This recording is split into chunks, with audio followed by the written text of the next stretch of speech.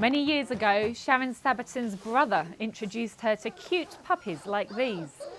That was the start of a very long love affair with greyhound racing for Sharon.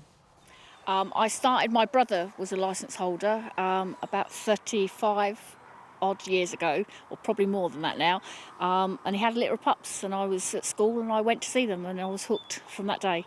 Never stopped going down there.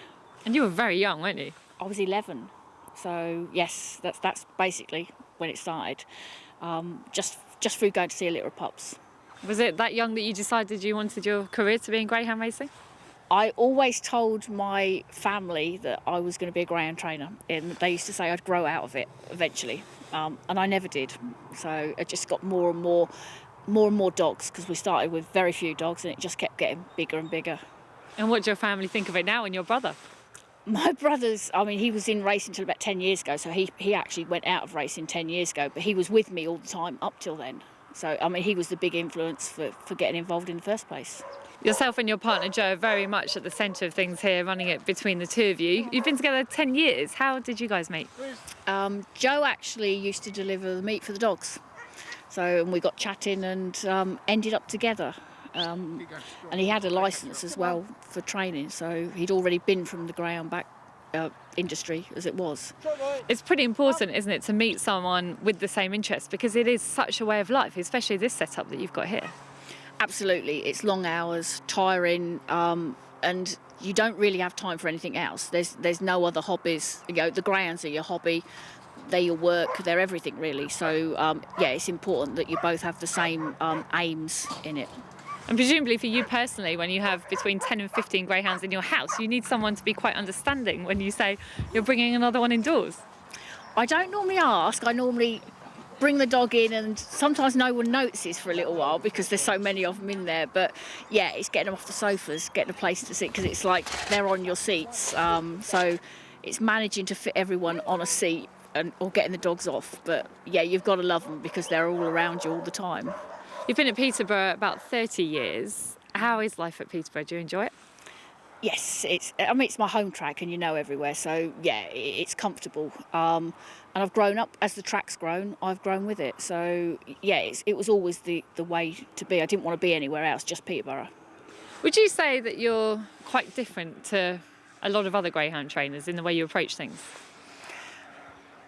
Yeah, probably because of the rehoming side. The ultimate aim for me is the rehoming. So yeah, in that respect, that's the important thing for me, that they all get home at the end of it. How much do you enjoy your racing? I enjoy the racing, but it all becomes intertwined. So I enjoy the racing because I know whatever happens, the dogs will come home, they'll get homes. So whatever happens at the track, there'll always be a plus side of it when they get home. They'll always come home, regardless of what happens. So many years in the sport, what's been the best dog that you've trained? That I've trained would be Droopy's Alvera. He was finalist in the Peterborough Puppy Derby. He was favourite actually, but he messed his lines up on the night, unfortunately. But that was the highlight for me. Years ago, one of them first pups that we had, she actually was track record holder at Cambridge and Ipswich and Rye House at the time. She was a marathon bitch, and she won sort of 40 opens.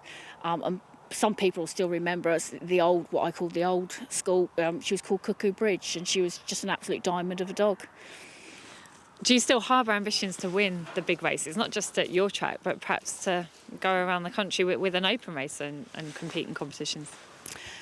I think open racing is hard because it's sort of a different ball game to your bread and butter dogs at the track, because you are on the move all the time. You're planning, and almost becomes an extra job on top of the ones you've got. But yeah, if you get the right dogs, but they don't come along, very often. So we do go open racing, but we just don't have lots of open races. A lot of trainers will race and breed, but you don't get too many that race, breed and rehome. How did all that come about for you? It just all fell into place, to be honest. It wasn't something that was planned. It's just the owners have decided that they wanted to breed some of their bitches, and they were good bitches, so we went along with it. We've always bred odd litters. It just seems this last 12 months it's sort of flourished into that everyone's decided that their bitches want to breed. So, and it might be the way forward. There's less dogs around, so hopefully, some homebreds will do better. What do you make of the state of the industry, and if you could change anything, what would it be? Me personally would probably be different from most people is definitely the welfare. I definitely think a lot more dogs should be rehomed than what they are, but I think that's a lot to do with finances. There must be a way of making it work, whether it's subsidised or in some way for the trainers and the owners. I think a lot more would be rehomed.